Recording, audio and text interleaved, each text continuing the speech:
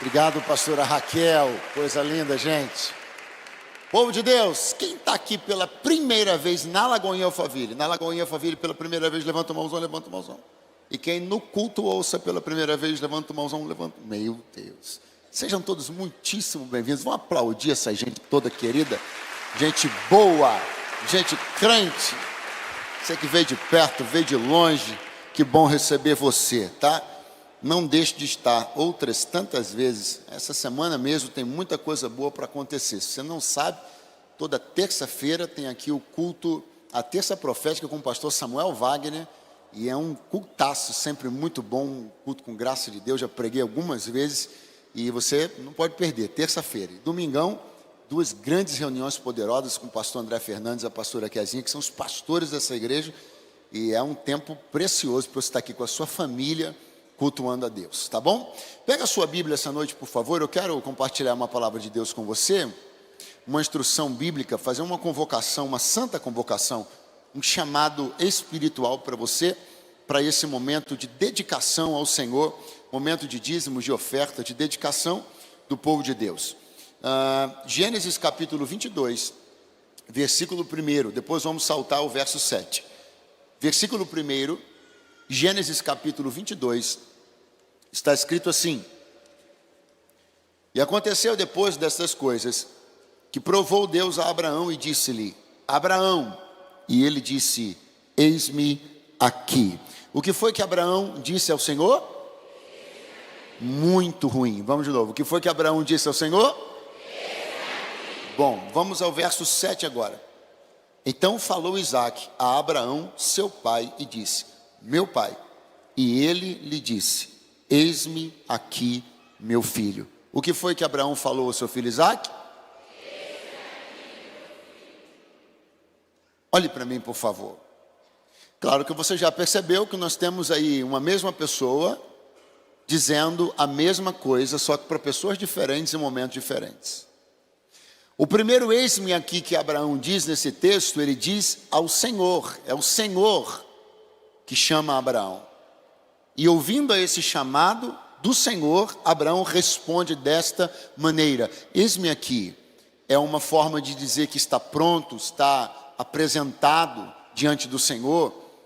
Não é uma questão de eis-me aqui como acolá, não é posição espacial, geográfica. É eis-me aqui pronto. Pronto, estou pronto para te ouvir. Quando o Senhor disse para Abraão, ou melhor, o Senhor chamou Abraão e ele disse: Eis-me aqui, ele não tinha ideia ainda do que aconteceria depois. Depois que ele disse: Eis-me aqui, o Senhor enviou ele, o Senhor mandou ele, direcionou ele até o Monte Moriá, para erguer ali um altar e entregar uma oferta que talvez Abraão jamais na sua vida imaginou que Deus o pediria. Muitas pessoas aqui conhecem essa história. Estou lhe falando do fato de que Deus pediu para que Abraão entregasse o seu filho Isaque num altar no Monte Moriá. Mas o fato é que Abraão havia dito: Eis-me aqui. E ele não vai voltar atrás, muitíssimo pelo contrário. Ele vai seguir numa jornada, acompanhado de Isaque, saindo pela madrugada, com alguns funcionários da casa, avista o monte, sobe o monte em silêncio, até que seu filho Isaque, como um jovem que tinha conhecimento do contexto em questão ali, ou seja, para sacrificar, para fazer um altar, você precisa ter alguns elementos. E Isaque começou a procurar os elementos. Ele procurou o fogo, achou. Procurou a lenha, achou. Procurou o cutelo, achou. Mas ele deu falta de uma coisa elementar para um sacrifício: o cordeiro. E aí então ele olha para o seu pai Isaque, sem saber que ele era a entrega, e pergunta assim: Pai. E aí Abraão diz: Eis-me aqui, meu filho. E o Isaque diz: Pai, eu estou vendo aqui isso, mas onde está o cordeiro? Aí Abraão abre a boca e diz uma coisa que todo mundo aqui já deve saber. Ele disse: O Senhor proverá. O que foi que Abraão falou? Eu não quero me demorar, eu quero que você entenda rapidamente a situação que Abraão está, e você vai perceber que ela não é diferente das situações que nós atravessamos. Porque todos nós temos que responder às pessoas. temos respostas a dar, satisfações a dar. Todos nós somos inquiridos acerca de algumas coisas que, na visão de alguém, estão fora do lugar ou estão faltantes. A visão de Isaac é que havia algo faltante dentro daquele contexto. Ele deu falta do cordeiro. Quantas vezes eu e você já não fomos abordados por alguém, já não fomos procurados por alguém, que nos questionou acerca de algo que estava faltando? Será que somente eu que já me vi numa situação de ter que responder a alguém a respeito de algo que eu deveria ter, mas não tenho? Deveria ser, mas não sou? Deveria estar, mas não estou?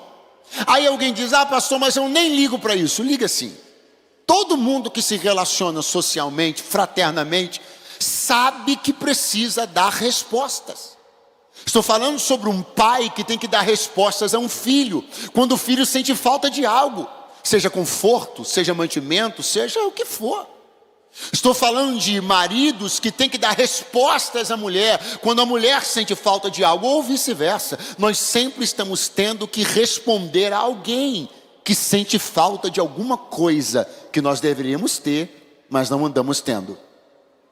Mas a resposta de Abraão não foi a típica resposta de alguém que quer mudar de assunto. A resposta de Abraão não foi uma resposta de quem quer se desvencilhar de um momento constrangedor. Abraão não diz Deus proverá para mudar de assunto. Abraão não diz Deus proverá para se esquivar de uma discussão delicada. Ele diz Deus proverá porque esta era a sua fé sincera. E mais, ele diz Deus proverá diante da interrogação do filho, porque no início dessa história, ele havia dito, eis-me aqui, quando Deus o chamou ao altar. Quem são as pessoas que não vão ficar jogando conversa fora, não vão ficar se esquivando de situações difíceis? Quem são as pessoas que não vão ficar fugindo de perguntas embaraçosas, mas vão com autoridade dizer, Deus proverá? Quem são essas pessoas? Pessoas que quando chamadas ao altar disseram, eis-me aqui.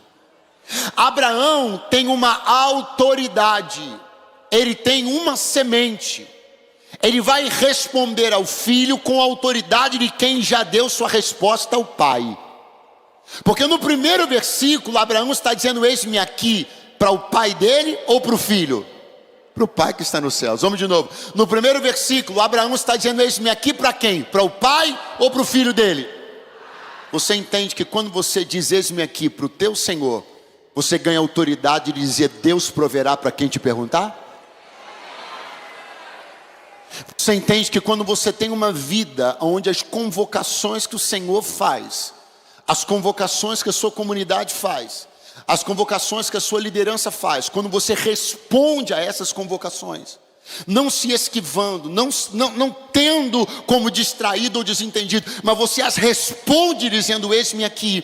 Isso vai contraindo em você a autoridade, maturidade e base. E quando a vida, os vizinhos, a família, seja quem for, questionar algo faltante em você, você vai dizer, o Senhor proverá. E essa não é uma frasezinha de efeito, não é uma frase para fugir de situações difíceis, é a frase de quem sabe que, se eu disse eis-me aqui, quando Deus me convocou, eu vou responder que Ele vai prover a quem me perguntar. Olha para o seu vizinho e diga, hoje você pode decidir o jeito que você vai responder as próximas perguntas que vão te fazer. Porque aquelas pessoas que vivem se esquivando do chamado à entrega, aquelas pessoas que vivem se fazendo de desentendidas quando Deus as chama à entrega, essas pessoas não têm autoridade de dizer Deus proverá. A provisão de Deus é uma realidade na vida de quem tem um lastro, um histórico de comparecimento às convocações do Senhor. E eu quero que você entenda que o que estamos vivendo neste momento é uma convocação do Senhor. Todo momento ofertório na casa do Pai é uma santa, digna convocação. É um momento onde o Pai chama seus filhos. Como o Senhor chamou Abraão, Ele está chamando o Eduardo, está chamando fulano, Beltrano, Ciclano, e a gente vai dizendo, eis-me aqui, e o Senhor vai apontando e dizendo, é ali no altar, o endereço da sua entrega hoje. Minha obra precisa crescer, andar, prosperar, tenho coisas a fazer, né? E vocês todos estão vendo, é impossível não ver o que está acontecendo aqui em Lagoinha Alphaville, impossível não ver. Você está vendo no que efetivamente está se traduzindo o seu chamado ao altar. O Senhor te chama ao altar, você entrega, dá 24 horas, você começa a ver o que está acontecendo. Então é lindo, é digno, é honroso participar de um momento de entrega para entrar em algo tão poderoso que Deus decide fazer numa cidade, numa nação. Então eu quero que você, com muito júbilo e alegria, participe desse momento, dessa santa convocação, e creia na palavra que eu estou liberando para você. Não é da minha parte, é da parte do Senhor. Hoje, aqui e agora, se você atender ao chamado do Senhor para o altar da entrega, a próxima pessoa que tentar te colocar na parede, te perguntar cadê isso, cadê aquilo, por que não isso, por que não aquilo, você vai dizer, Deus proverá. Pastor, mas aí como é que é? Eu falo Deus proverá e sai correndo depois? Eu falo Deus proverá e aí você vai falar Deus proverá, e você vai ver como Abraão viu que Deus proveu de verdade, de fato, de verdade. Porque Abraão na subida disse Deus proverá, e lá em cima o cordeiro estava preso pelo chifre lá no meio dos arbustos. Ou seja, eu digo Deus proverá agora, e é só esperar, porque o que eu profetizei acontece e Deus provê de verdade. Se você acredita nisso, libere um aplauso bem forte ao nome do Senhor, um glória a Deus, um aleluia. Convocação ao altar. Nós vamos entregar uma oferta de honra ao Senhor essa noite, de honra. Você vai tomar um envelope que está no seu assento, estava no seu assento, e nós vamos fazer uma oferta de honra ao Senhor.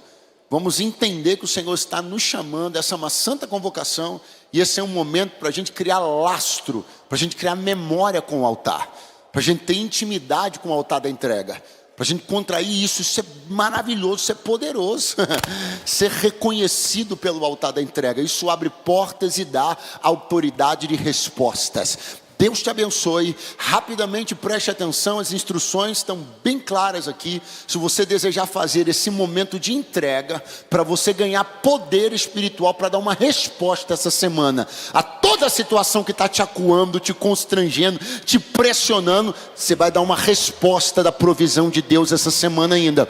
Então você vai entregar a sua oferta através da leitura do QR Code, ou você pode usar um dos meios de pagamento que estão bem aqui, seja transferências bancárias, seja transferência Pix, digitando direto a chave Pix, que é o e-mail pix@lagoinhalphaville.com.br. Pastor, eu senti Deus nessa palavra, eu estou querendo criar um lastro no altar, eu tenho uma resposta para dar essa semana, e eu não vou ficar envergonhado nem constrangido. O que eu sinto e o que eu vejo nessa obra, a minha vontade é fazer algo mais substancial, algo maior. Agora, de imediato aqui eu não consigo. Você quer usar o seu cartão de crédito? É bom para você? Você pode se planejar melhor com isso? Então por que não? Se nós assim o fazemos com tantas outras coisas, você pode fazer isso também.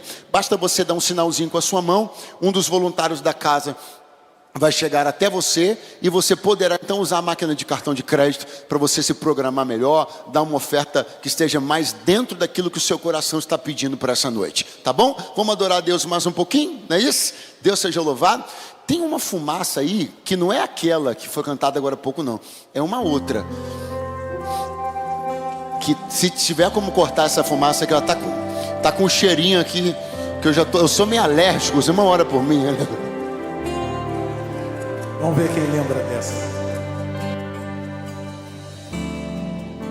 Sei que os teus olhos, sempre atentos, permanecem em mim,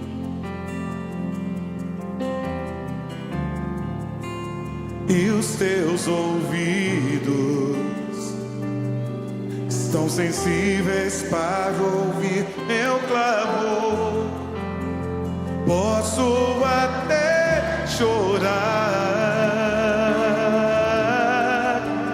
mas a alegria vem de manhã.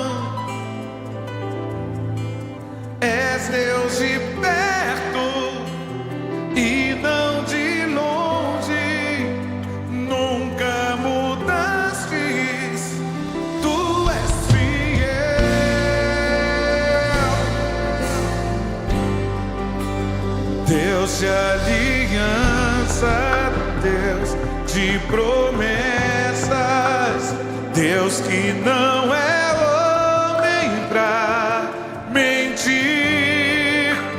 Tudo pode passar, tudo pode mudar, mas tua palavra vai se cumprir.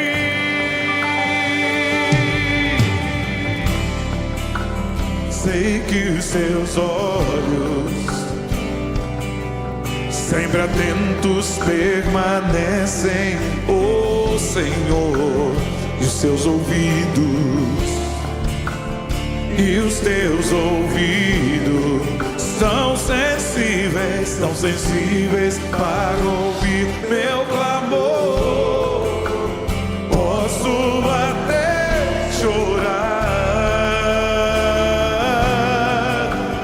mas a alegria vem de manhã. És Deus de perto e não de longe, nunca mudastes, tu és fiel.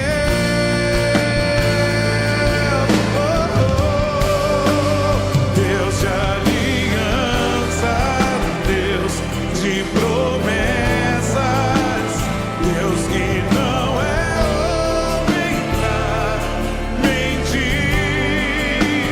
Tudo pode passar, tudo pode mudar, mas tua palavra vai se cumprir. Posso enfrentar o que for, posso enfrentar o que for.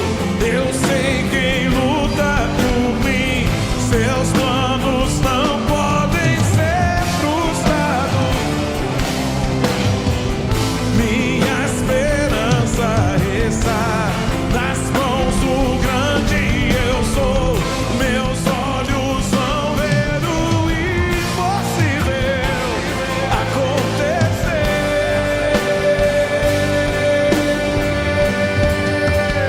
Deus de aliança, Deus de promessas, Deus que não é homem pra mentir. Tudo pode passar, tudo pode mudar, mas tua palavra vai se cumprir.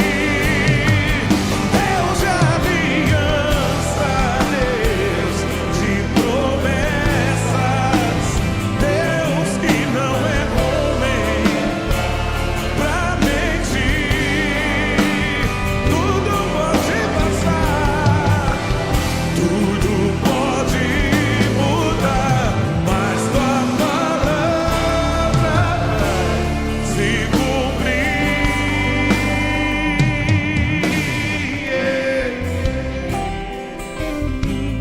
Oh,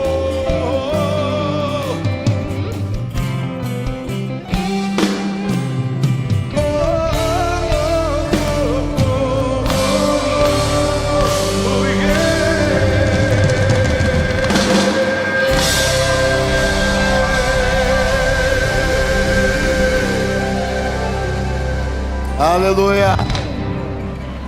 Passarão céus e terra, mas as palavras do Senhor não vão passar. Pai, eu quero abençoar a vida do teu povo, que não por palavra de persuasão humana, mas por um convite, uma santa convocação, comparecerão ao altar da entrega, com fé, Senhor, de que estão lançando sementes, que vão respaldá-los nos momentos que eles tiverem que dar respostas, seja a quem for que os perguntarem. Pai, em nome de Jesus, cumpra a tua palavra e abençoa esse teu povo, que esta semana, este mês ainda, Senhor, esses últimos dias do mês de agosto, reserve surpresas para a vida daqueles que têm crido no teu poder. Em o nome de Jesus, amém e graças a Deus. Quantos aplaudem o nome do Senhor?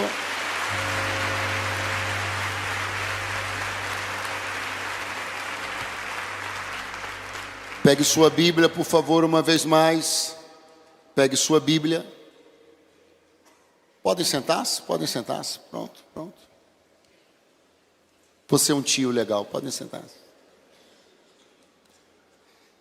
Eu quero, por favor, que você encontre o Evangelho escrito por Mateus, capítulo 21, versículo de número 17.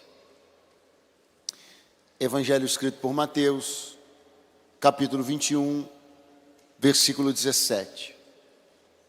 É essa fumaça aí, ó. Aleluia. Essa fumaça não é de Deus. Ela está colada bem aqui no meu nariz. Ela grudou aqui. 21 e verso 17. Está escrito: e deixando-os, saiu da cidade para Betânia e ali para Noite. E de manhã, voltando para a cidade, teve fome. Avistando uma figueira perto do caminho, dirigiu-se a ela e não achou nela senão folhas. E disse-lhe: nunca mais nasça fruto de ti. E a figueira secou imediatamente. E os discípulos, vendo isso, maravilharam-se, dizendo: como secou imediatamente a figueira? Agora, por favor, vamos ao Evangelho segundo João. Evangelho segundo João. O capítulo é o 10 e o versículo é o 49. Evangelho segundo João, capítulo 10 e versículo 49. Não, 49 não pode ser, 39. 39. Graças a Deus. Procuravam, pois, prendê-lo outra vez, mas ele escapou de suas mãos. E retirou-se outra vez para além do Jordão, para o lugar onde João tinha primeiramente batizado, e ali ficou. Capítulo 11, verso 1. Estava então enfermo um certo Lázaro de Betânia, aldeia de Maria e de sua irmã Marta. Verso 6.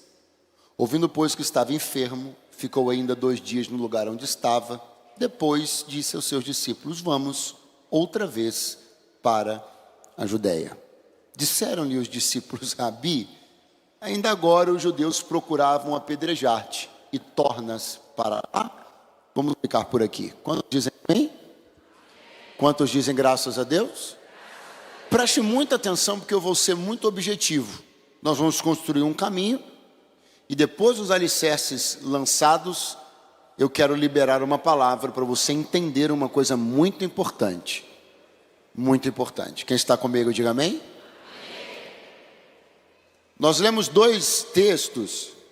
Ambos os textos estão relacionados a momentos que Jesus viveu em Betânia.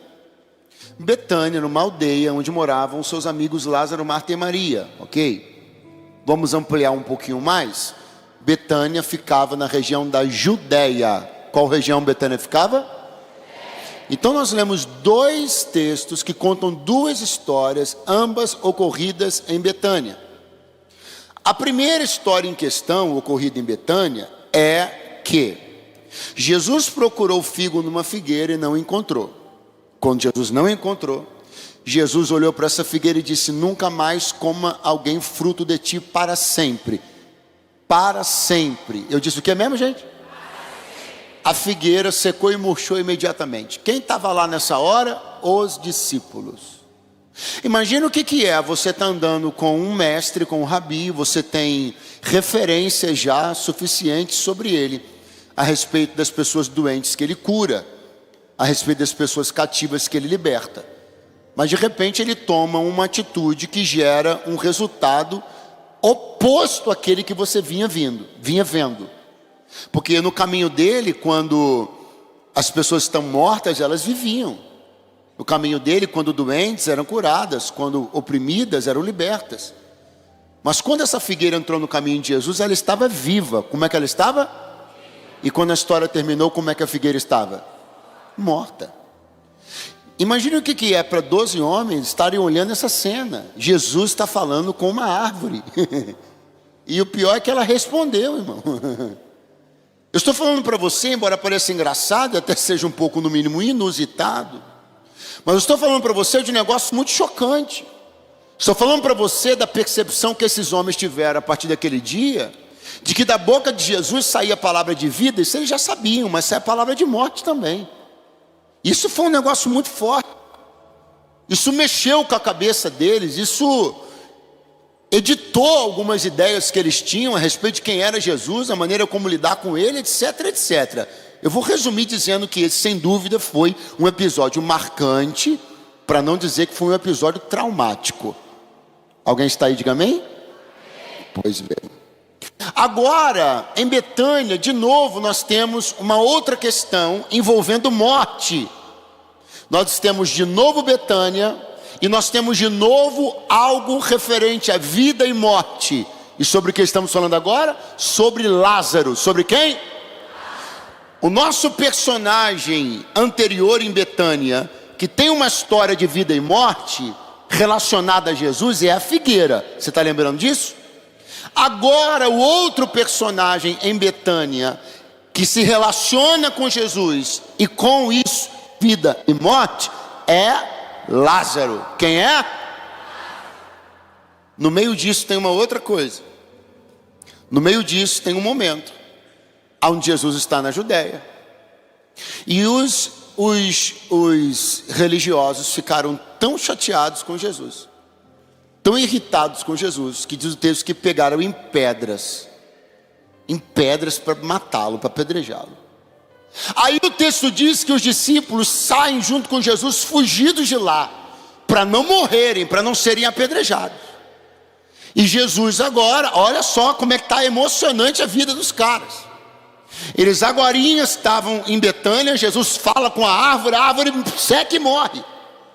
Aí agora eles de novo estão numa relação de vida e morte, perigo, questão frenética, pedra, os caras pegando pedra, sai correndo, até que eles param nas margens do Jordão.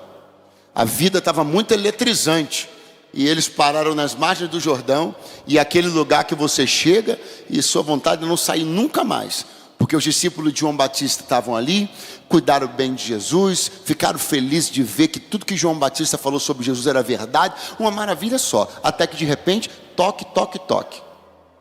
Quem é que bateu na porta? O mensageiro de Marta e Maria. E qual é a mensagem? Lázaro, teu amigo, está doente.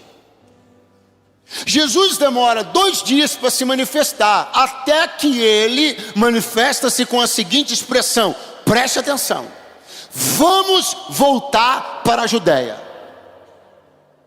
Vamos voltar para a Judéia. Os discípulos imediatamente respondem aquilo, reagem àquilo dizendo, mas como o Senhor fala sobre voltar para lá? Agora há pouco os judeus pegavam em pedras para nos matar, e o Senhor está falando sobre voltar para lá. É como se dizer assim, o Senhor quer jogar a gente na boca do leão? Nós escapamos, já que a gente escapou, vamos ficar quieto aqui. Jesus diz, Lázaro está dormindo, mas eu vou despertá-lo. Ele é nosso amigo e nós vamos lá. O que eu quero que você comece a entender essa noite é que primeiro eu consigo, tendo o mínimo de empatia, eu consigo entender os discípulos. Porque em lugares onde você sofreu experiências traumáticas, tudo que você não quer é voltar para lá, sim ou não? Sim ou não? Aí de repente vem Jesus para você e diz assim, vamos voltar? É lá mesmo onde eu falei com a figueira, ela morreu. Lá mesmo onde os judeus estavam pegando em pedra para matar a gente agora. Vamos voltar para lá. Não parece uma boa ideia? Não parece uma boa ideia voltar ao lugar da hostilidade e deixar o lugar da agradabilidade? Não parece uma boa ideia meter-se de novo com as vespas, com os maribondos, com as abelhas, cutucar a onça? Não parece muito inteligente. O mais inteligente que parece é ficar aqui às margens do Jordão, mas aquele lugar era um lugar de refrigério, e refrigério tem tempo. Refrigério não é condição permanente, refrigério tem tempo. Algumas pessoas aqui escaparam recentemente de algumas condições hostis, escaparam recentemente de discussões desgastantes, e você está num momento de refrigério. E talvez a sua tendência seja acreditar que esse momento se tornará uma eternidade. Mas o Senhor me trouxe para dizer: não, não, não, não, não. Nós vamos voltar para a Judéia. E ainda que essa não pareça uma boa ideia, você vai entender que é lá no final. Porque esse lugar que você está agora, você está sendo refrigerado para se recuperar de experiências anteriores. Mas não é para você ficar aí. Porque os maiores desafios, as maiores vitórias, os maiores troféus estão lá no campo das maiores hostilidades. Então você vem ao Jordão, se reabastece, é bem tratado, lida com gente que gosta de você e levanta. Vamos voltar à Judéia, porque tem Lázaro para ressuscitar e glória de Deus para ser demonstrada. Eu vim te dar uma notícia, você que está com a água de coco na mão, você que está na rede se recuperando, assim te diz o Senhor: nós vamos voltar lá para onde o pau estava quebrando, porque o palco das tuas maiores vitórias é também o palco das tuas maiores guerras. Aleluia! Estar aí te parece bom e até é bom, mas é limitante, você entende? Estar aí onde você está te parece bom e até é bom, mas isso não vai te dar futuro. Ninguém constrói uma galeria de troféus às margens do Jordão com água de coco na mão. Isso é refrigério. Olha para o seu vizinho e diga: refrigério.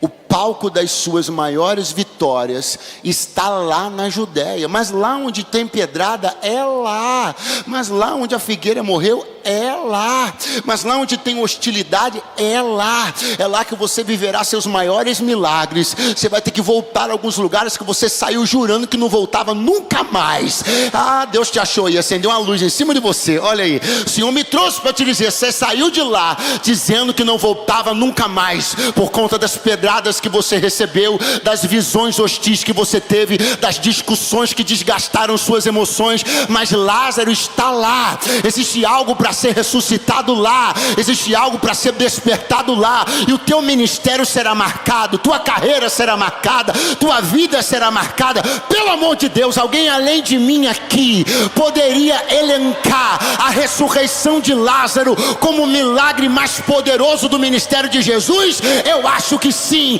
Então o que eu posso dizer é que o maior milagre do ministério de Jesus estava na região das pedradas. É na região das pedradas que o maior troféu da tua vida está te esperando. Volte para lá, aleluia. Porque se você permitir que o medo das pedradas te impeça de pisar de novo em alguns territórios, você vai deixar de ter a experiência mais poderosa da tua vida. Eu vou repetir: se você permitir que a experiência das pedradas, que eu sei que não foi fácil, mas se você permitir que a experiência das pedradas trave você aí onde você está agora, desse lugar que era só para ser refrigério, mas você montou tenda, construiu casa, financiou na Caixa em 30 anos, e o Senhor me trouxe para te dizer: nós vamos voltar para a Judéia. Nós vamos lá, porque o maior milagre da tua história eu escondi num lugar de hostilidade. Você vai voltar lá. Nós vamos entrar juntos. O que os discípulos não entenderam é que Jesus não disse vão, Jesus disse vamos. Vou te dar outra chance.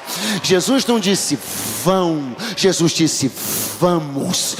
Pega a mão do teu vizinho aí, dá uma olhadinha para ele e diga assim: se Jesus tivesse dito vai sozinho, eu te entenderia, mas não, ele está dizendo vamos, vamos, vamos, vamos. Eu estou indo com você, eu estou indo com você, eu estou indo com você.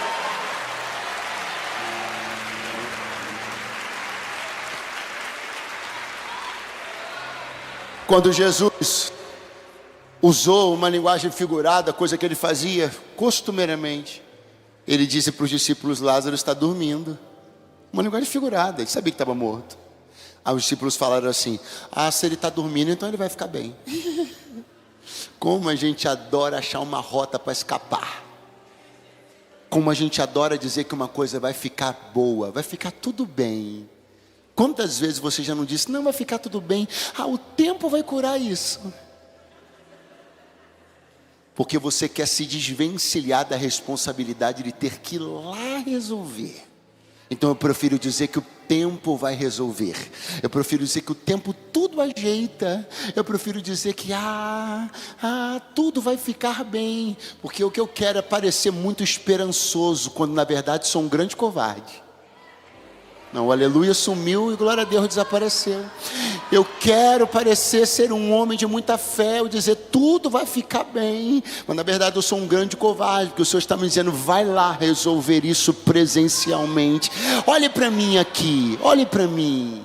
Você lembra da história de um homem que o empregado dele estava muito doente, e ele disse, Senhor, vai na minha casa, o meu empregado está muito mal. O Senhor disse, eu vou lá.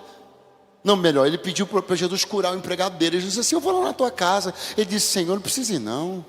Eu não sou digno que o Senhor entre na minha casa. Faz o seguinte, se o Senhor dá uma palavra daqui, eu sei que o menino vai ficar curado lá. Mas Jesus falou, rapaz, não vi uma fé dessa não, hein, por aí não, hein. Pode ir que ele está te aguardando bonzinho lá. O que nós descobrimos com isso, irmãos? Jesus precisava estar presencialmente diante de alguém, para que alguém recebesse um milagre, sim ou não? Vamos de novo. Jesus precisava estar presencialmente diante de alguém para que alguém recebesse um milagre, sim ou não? Então por que dali, do lugar do refrigério, ele não deu um grito? Ele não falou com o pai? E Lázaro teria se levantado lá, sim ou não? Porque existem coisas que, embora em tese possam se resolver à distância, elas requerem pessoalidade. E algumas coisas que você insiste em tentar resolver à distância, Deus me trouxe para te dizer, vai lá. Porque eu coloquei um comando, um código na sua voz. E só vai acontecer quando a tua voz for ouvida dentro do problema. Eu quero que você vá lá. Não, economiza esse e-mail enorme que você está escrevendo. Apaga isso. O Senhor me trouxe para dizer que você não vai mandar e-mail, não. Você vai lá. Todas essas nossas soluções de hoje em dia para evitar o presencial e alimentarmos o melhor que der do à distância, nem sempre se resolve as coisas à distância. Lázaro foi ressuscitado ouvindo o som da voz de Jesus diante da sepultura. Jesus sentiu o cheiro, Jesus viu a cova. Existem coisas que você precisa cheirar e sentir, experiências das quais você vai ter que mergulhar para você poder ter autoridade para resolver. De longe não se sente cheiro, de longe não se tem visão, então não vai ser por ligação. Você vai sentir o cheiro da questão, você vai olhar a questão, você vai enfrentar isso, e o Senhor te dará autoridade para despertar aquilo que está morto. Alguém vem comigo nesta palavra?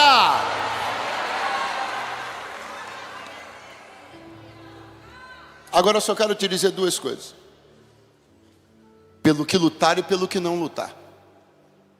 Só isso que eu quero te falar. Porque você sabe o que eu estou vendo em Jesus? Decisão daquilo pelo qual ele deveria lutar. E você sabe o que eu estou vendo Jesus tentando imprimir nos discípulos? Aquilo que ele também quer imprimir em mim e em você hoje: inteligência a respeito daquilo pelo qual vale lutar. Olha como Jesus está com muita graça falando com os discípulos que era algo pelo qual valia a pena lutar. Eles não querem porque tem pedras, e o Senhor dizendo, vamos lá, é nosso amigo. Você já reparou como a gente tende a esquecer níveis de relação que nós temos com pessoas quando a gente não quer ir lá? Mas você sabia que até disso Jesus trata? Quando Jesus viu que os discípulos queriam tratar Lázaro como mais um moribundo, o Senhor não disse Lázaro meu amigo, o Senhor disse Lázaro nosso amigo. Então o Senhor está despertando a memória deles, dizendo assim, eu não comi na casa deles sozinho, vocês comeram também. Ele não ofereceu o teto deles só para mim, ofereceu para vocês também. Eu estou dando a vocês uma razão para irem lá enfrentar as hostilidades da Judéia. Quem está lá não é qualquer pessoa, é alguém que tem uma história com a gente. Escute isso, porque isso é muito sério. Na hora que a gente não quer ir, não quer fazer, porque vai se desgastar, porque tem um custo emocional, porque tem um custo financeiro. A gente faz de tudo para diminuir a importância daquela pessoa na história da nossa vida. Ah, mas fulano nem era tão legal assim. Não, peraí. Teu amigo, irmão. Teu amigo. Agora, como é que não é? Seu amigo. Como não? Lázaro, nosso amigo, está morto, mas eu vou despertá-lo. Aí um deles olha e diz assim: tá bom, vamos nós também para morrermos lá com ele. Nossa, que cara de fé, né, irmão? Olha que molezinho. Lázaro estava morto e alguém está dizendo assim: vamos lá, para a gente ser mais um a morrer também. Porque se lá estão os judeus que querem nos matar, se nós formos para lá, nós vamos morrer. Então, na visão daquele discípulo é o seguinte: a gente vai lá para ser mais um morto. Você precisa entender que Deus nunca vai te chamar aí a um lugar para que você se confunda com a mesma situação dos que já estão lá. Você não vai para ser um igual, você vai para continuar quem é e mudar a realidade de quem está lá. Jesus não entrou em Betânia com os discípulos para morrer como Lázaro estava morto. Jesus entrou em Betânia com o discípulo para fazer Lázaro viver como ele estava vivo.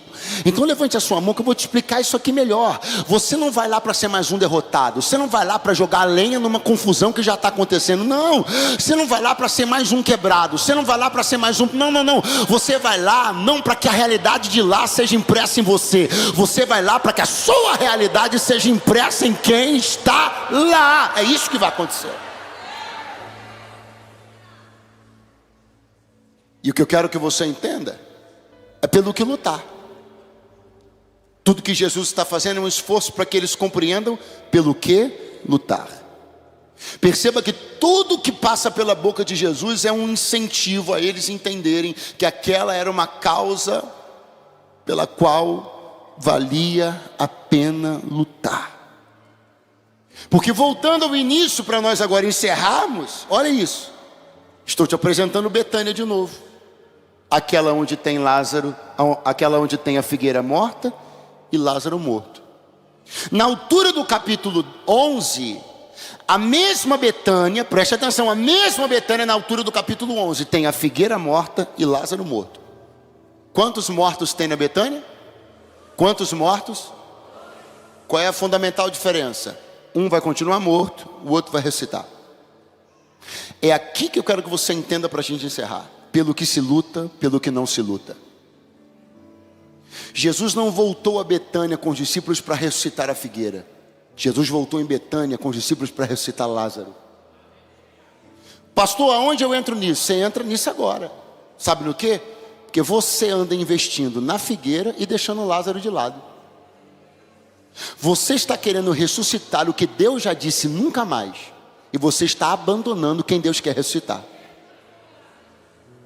Quando Jesus deu a palavra para a figueira, ele disse o que mesmo? Ele disse nunca mais. O que ele falou? Mas quando ele estava com Marta e Maria, ele disse para elas: eu sou a ressurreição e a vida. O teu irmão vai reviver. Então você precisa identificar isso com muita pressa. Porque se você não identificar isso com pressa, eu vou te contar o que vai acontecer. Você vai estar diante da figueira, aquela sobre quem Jesus disse nunca mais, fazendo campanhas que não vão resolver, clamores que não vão resolver, dedicando ofertas que não vão ser respondidas, porque há uma palavra sobre algumas figueiras, palavras sobre cenários, palavras sobre pessoas, palavras sobre negócios. O Senhor já disse nunca mais. E nada pode persuadir o Senhor, porque quando ele diz nunca mais a respeito de uma pessoa, um relacionamento, um negócio, qualquer coisa na sua vida, ele não faz isso porque ele acordou de mau humor. Ele faz isso porque ele avaliou aspectos que você não tem a capacidade de avaliar. Por quê? Porque você está emocionado, você está deslumbrado. Só que Jesus avaliou isso de forma muito espiritual e de forma muito moderada. A figueira não tinha figos, a figueira não oferecia merecia resultado, fruto e nem retorno para Betânia. A figueira se alimentava da terra, mas não devolvia aquilo que deveria devolver. Deus só diz nunca mais para pessoas, relacionamentos e negócios na nossa vida que Ele já percebeu que ocupam áreas, que sugam energia, que estão no nosso território, mas não têm a capacidade de reciprocidade. Então Deus me trouxe aqui para dizer: você não ia ver, mas eu vi. Você estava seduzido, mas eu enxerguei a realidade. Eu não te dei Betânia para ser possuída nem ocupada por pessoas, negócios ou situações que usufruem da sua terra, mas não são recíprocos. Então sobre eles eu disse: nunca mais. Então não regue, não invista, não ore e não oferte, porque é perder tempo. 3 glória a Deus, 5 aleluia. Mas eu te entendo. Sabe por que você não se animou muito? Porque você está fazendo uma campanha pela figueira. Porque essa semana você foi no monte pela figueira, e Deus me trouxe aqui para te dizer, e tu vai ouvir de novo: eu disse nunca mais. E eu não disse isso porque eu estava de mau humor. Eu disse isso porque eu avaliei aspectos que você não estava avaliando. Eu ouvi conversas que você não ouviu. Eu vou repetir. Eu ouvi conversas da figueira que você não ouviu. Eu estava em grupos que você não está. Eu sei qual era a narrativa, eu sei qual era o plano, eu sei qual era o propósito. Pergunte qual? Ocupar, sugar e não devolver. Vou te contar o plano de novo: ocupar, sugar e não devolver. Ocupar território, sugar coisas, recurso financeiro, emoção, e não ter reciprocidade nenhuma. Quando Jesus chegou diante da figueira, ela não tinha fruto nenhum para dar. Ela representa aquilo que ocupa, suga e não devolve. E Deus me diz: para que tu quer essas tranqueiras na tua vida? Que benefício há de ser ocupado e sugado porque não tem reciprocidade nenhuma com você? Valorize-se um cadinho mais. Deus me trouxe para te dizer: levanta essa sua cabeça. Você, filho, eu tenho promessas para você. Por uma questão muito curiosa, você está investindo no que não deveria e abandonando o que deveria investir. Por uma questão que não dá para entender logicamente, você investe, aduba, oferta e até ora por coisas sobre as quais Deus já disse nunca mais, enquanto outras você deixou de lado. E o Senhor quer ressuscitá-las, quer despertá-las. Oh, alguém pode levantar as mãos? Lute por Lázaro, ore por Lázaro, sinta cheiro ruim se necessário, enfrente pedradas, porque vale a pena despertar um amigo, vale a pena viver uma história de milagre, vale a pena levantar um negócio que Deus ainda quer que seja um negócio bom. Vale a pena lutar pelo que Deus sabe que ainda tem para te oferecer.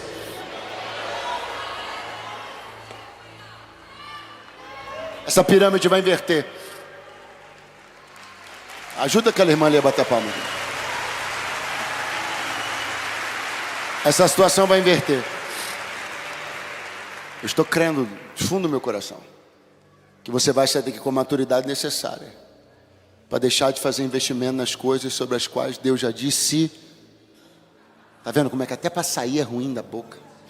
O que foi que Deus já disse? O que foi que Deus já disse? E é bom que você comece a se acostumar, porque isso é uma coisa que Deus fala bastante. Ela não cabe dentro de alguns estereótipos de evangelho, alguns modelos que a gente vai formatando e pensa que isso é fé, pensa que isso é Deus. Deus tem seus nunca mais, sempre os teve e sempre os terá, porque os nunca mais de Deus são medidas protetivas, salvam você. Os nunca mais de Deus salvam recursos, salvam mentes.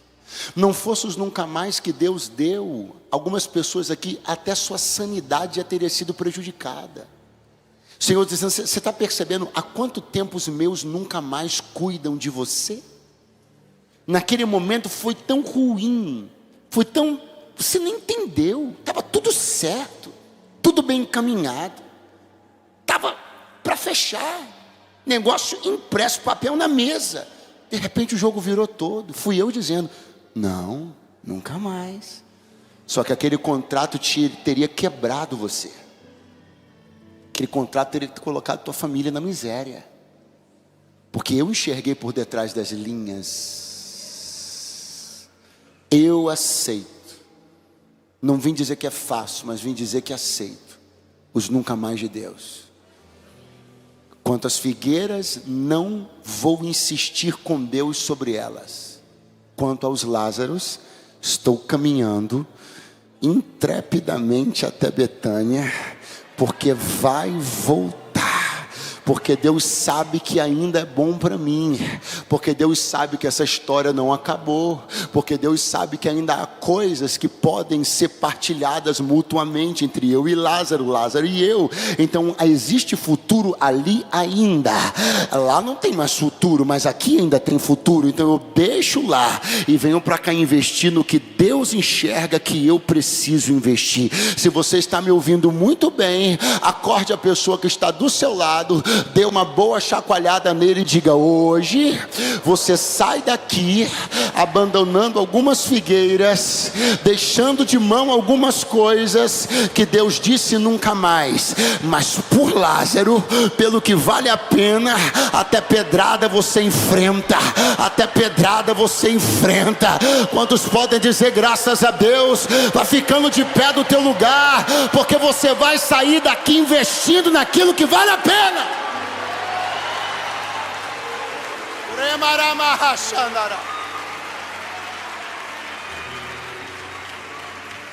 Eu não vim te dizer que é fácil.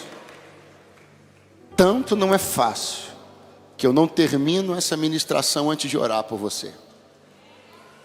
Porque eu sei que a única pessoa que pode te ajudar a você entender esse nunca mais de Deus é o Espírito Santo.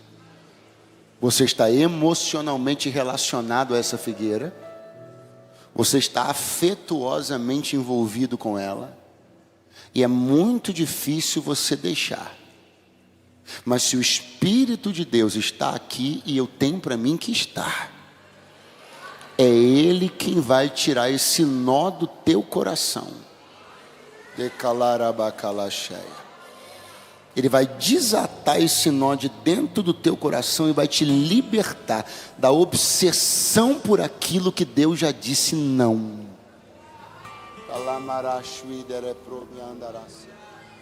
Senhor, estou orando pelo teu povo agora. Eu estou orando em cima da tua palavra, por causa da tua palavra. E eu estou declarando profeticamente, segundo a ordem do teu Espírito, que haja um poderoso convencimento que não pode vir da parte de homens, mas vem da parte do Senhor. Que eles comecem a identificar agora tudo que não podem mais continuar investindo, tudo que não podem mais continuar acreditando no retorno, porque se o Senhor disse nunca mais, não há retorno sobre o que o Senhor disse nunca mais. Em contrapartida, Senhor, tanta gente acovardada, alimentando desculpas e até uma falsa espiritualidade, para não ir enfrentar as pedras. Enquanto que as grandes histórias da nossa vida estão lá no terreno da hostilidade, os maiores troféus, as medalhas mais brilhantes estão lá no terreno da hostilidade. Dá-nos poder e graça para deixar esse tempo de refrigério, se necessário, e ir lá, enfrentar o caminho difícil, fazer a reunião difícil, estar diante de alguém que traga-nos até algumas memórias que não são das melhores, mas para resolver o que tem que ser resolvido, e sair cantando o hino da vitória, porque eu creio que esta é a tua vontade para nós, e ela se manifestará em o nome santo de Jesus. Amém, amém. Graças a Deus. Dê um lindo e forte aplauso ao nome do Senhor, um grito de glória a Deus, um brado de aleluia. Vamos adorar mais um pouquinho, porque o Senhor está presente na casa. Oh, aleluia!